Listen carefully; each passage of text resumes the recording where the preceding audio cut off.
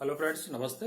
DB education में आपका स्वागत है। आज जो हम पढ़ेंगे संविधान का भाग 14 पढ़ेंगे और उसमें हम पढ़ेंगे संघ और राज्य की लोक सेवाएं, अध्याय 1। और इसमें हम अनुच्छेद 308 से लेके 314 तक डिस्कस करेंगे इसमें क्या है। और आई होप कि आप लगातार पढ़ रहे होंगे। देखिए, इसमें दे रखा है संघ एवं राज्य के अधीन सेवाएं। कहने का मतलब हम ये क्लियर कर लें पहले कि संघ और राज्य के अधीन सेवाएं क्या क्या हो सकती हैं। संघ सेवाएं या केंद्रीय स्तर की सेवाएं जो ऑल ओवर पूरे भारतवर्ष में मान्य है, और राज्य सेवाएं जो है केवल राज्य के अधीन है और उसी राज्य से संबंध रखती है। एग्जाम्पल की हम बात कर लें तो जो संघ सेवाएं हैं तो जिनमें आप यूपीएससी ले सकते हैं, जिसमें आपके आईएएस आईपीएस इस लेवल की एग्जाम होती है। राज्य सेवाओं की बात करें तो उसमें आप देख सकते हैं आरएस, एसआई या जो भी लोकल एग्जाम होती हैं जो संबंधित राज्य से, वो राज्य सेवाओं में काउंट होती है। हमारा जो अगला अध्याय होगा वो इनसे संबंधित ही होगा। उस अध्याय 2 में हम क्लियर कर लेंगे कि कौन कौन सी सेवाएं कैसी हैं, उनका किस प्रकार से गठन किया जाता है, कौन अध्यक्ष होता है, कौन उनको नियुक्त करता है, किसकी अनुशंसा पर किया जाता है, कौन से आर्टिकल उसमें प्रयोग किए जाते हैं, वो सारी डिटेल हम किसमें पढ़ लेंगे। जो संविधान भाग 14 है उसका जो दूसरा अध्याय है उसमें पढ़ेंगे। लेकिन आज हम यही क्लियर करेंगे कि अध्याय 1 और इसमें क्या क्या बताए। मतलब इसका जो बेसिक है संघ लोक सेवा और राज्य सेवा, उसका जो बेसिक है उसी की बात करेंगे इसमें। तो देखिए, अनुच्छेद 308 निर्वचन। अनुच्छेद 308 निर्वचन है। इसको हम ऐसे भी लिख सकते हैं, इसमें परिभाषा भी लिख सकते हैं और इसका चयन भी लिख सकते हैं। मतलब ये हो गया कि जो संघ और राज्य के अधीन जो सेवाएं हैं वो कैसी होंगी, उनको चयन करने का तरीका क्या होगा या उनका अर्थ क्या होगा, उनको किस प्रकार परिभाषित किया जा सकता है, वो सभी चीजें हमें अनुच्छेद 308 के अंतर्गत स्पष्ट रूप से मिल जाएंगी। फिर से एक बार देख लें, निर्वचन कहें, परिभाषा कहें या चयन कहें, कहने का मतलब ये है टोटल ऑल ओवर की जो संघ और राज्य के अधीन जो सेवाएं होती हैं उनका चयन कैसे किया जाएगा, उनको उनका अर्थ हम कैसे निकाल सकते हैं, वो चीजें हमें यहां मिलेगी। क्लियर। फिर है अनुच्छेद 309। इसमें यह दिया गया है संघ एवं राज्य की सेवा करने वाले व्यक्तियों की भर्ती एवं सेवा की शर्तें।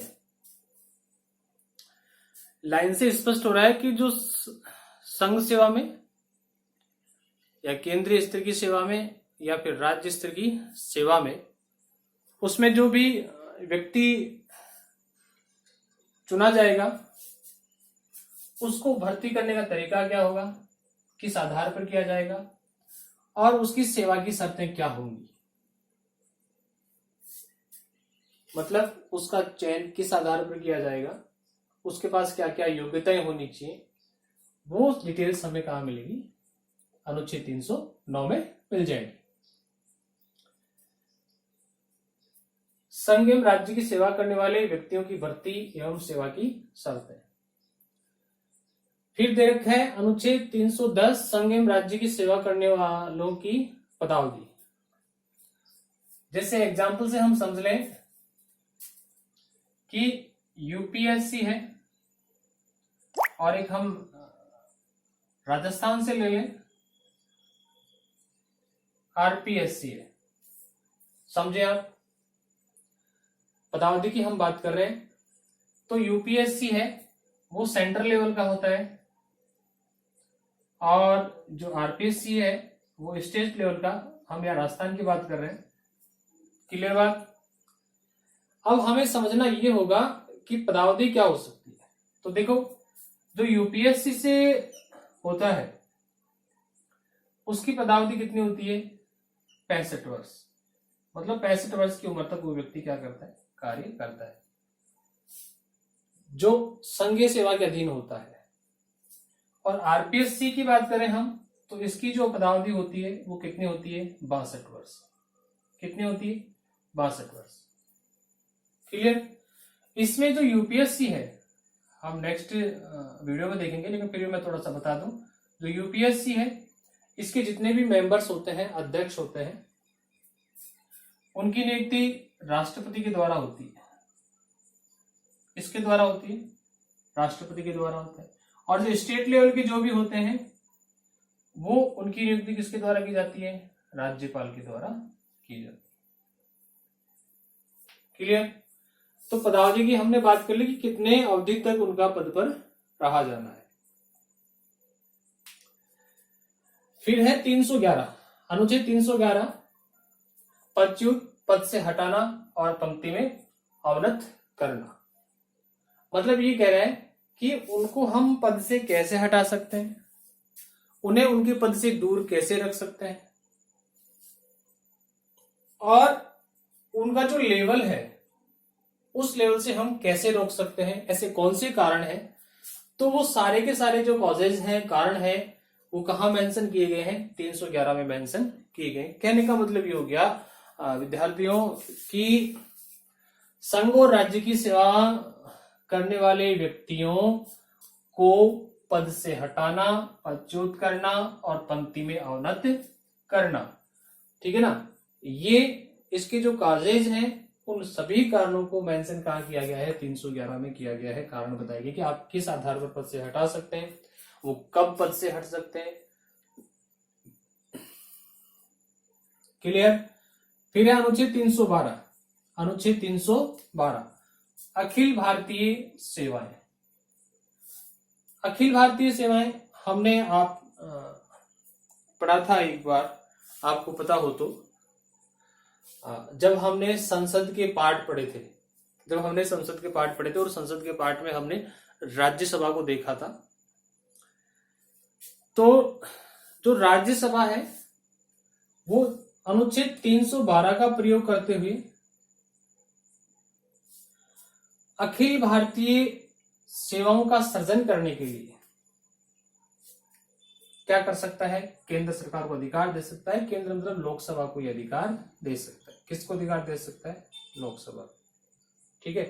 अखिल भारतीय सेवाओं का सृजन करने के लिए या इन विषयों पर संबंधित विधेयक बनाने के लिए वे किसको दे सकता है? लोकसभा को दे सकता है। हमने पढ़ा था। लेकिन हम यहाँ सिर्फ इतना पर ध्यान रखेंगे कि अनुच्छेद 312 के अंतर्गत अखिल भारतीय सेवाओं का सृजन किया जाता है, जो अनुच्छेद 312 में है, और जो संघीय सेवाओं के अधीन आते हैं। क्लियर। फिर है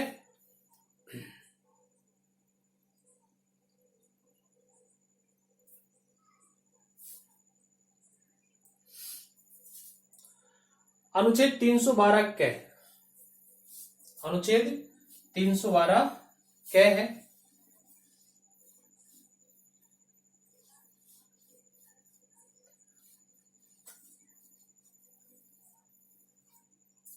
अनुच्छेद 312 कै, उसमें क्या दे रखा है? कुछ सेवाओं के अधिकारियों की सेवा शर्तों में परिवर्तन करने की संसद की शक्ति। कुछ सेवाएं ऐसी हैं जिन सेवाओं के जो अधिकारी होते हैं, ऑफिसर्स होते हैं, उनकी सेवा शर्तों में क्या किया जा सकता है? परिवर्तन किया जा सकता है। लेकिन परिवर्तन करने का जो अधिकार है वो केवल और केवल किसके पास है? संसद के पास है। सेवा शर्तों में परिवर्तन करना, ये अधिकार किसके पास चला जाता है? संसद के पास चला जाता है। कौन से आर्टिकल के अंतर्गत? अनुच्छेद 312 कै के अंतर्गत। फिर है अनुच्छेद 313, संक्रमणकालीन उपबंध।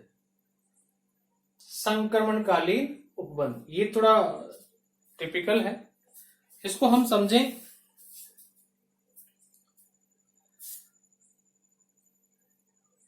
हमारा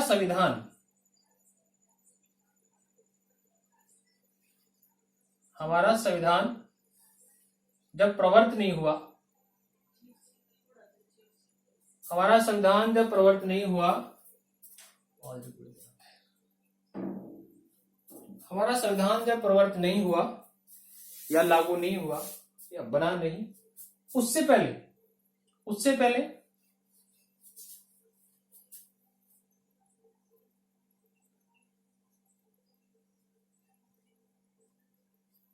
अधिनियम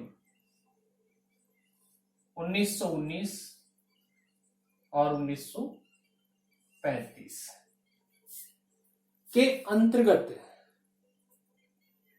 जो विधियां बनी हुई थी, उन विधियों के अकॉर्डिंग, उन विधियों के अंतर्गत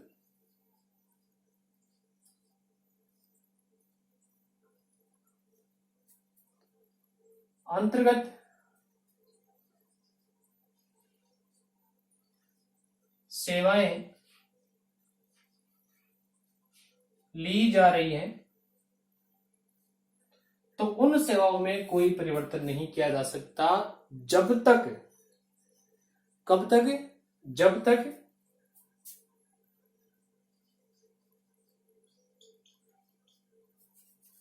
जब तक संविधान लागू हो नहीं गया हो, साथ ही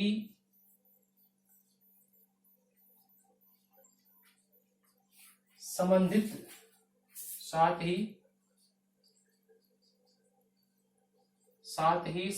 सेवाओं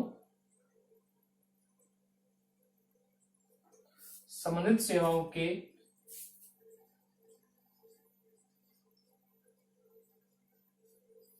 अनुच्छेदों में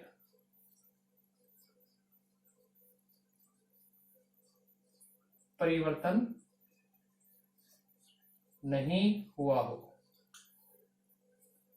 ठीक है, तो ये कहलाते हैं संक्रमणकालीन उपबंध। कहने का मतलब, हम इसको और भी शॉर्ट में समझे तो कह सकते हैं कि संविधान बनने से पहले जो विधियां चल रही थी, उन विधियों के अकॉर्डिंग जो सेवाएं जारी थी, उन सेवाओं को बिना रोक टोक के आगे बढ़ाया जा सकता है। उससे संबंधित अगर हम सेवाओं को रोकते हैं, उनमें परिवर्तन करते हैं, तो ऐसे उपबंध क्या कहलाते हैं?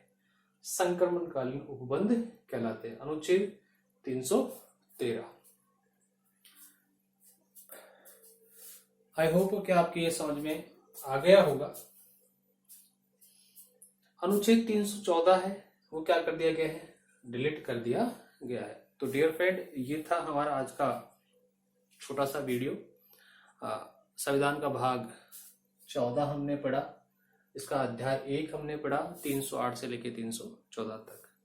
अगर आपको वीडियो अच्छा लगे तो प्लीज आप लाइक जरूर करें, शेयर करें, चैनल को सब्सक्राइब करें और हमें मोटिवेट करते रहें। आपको लगता है कि हम अच्छा कर रहे हैं तो कमेंट्स बॉक्स के माध्यम से हमें कमेंट्स करके भी ये बताएं। जय हिंद, जय भारत, नमस्कार।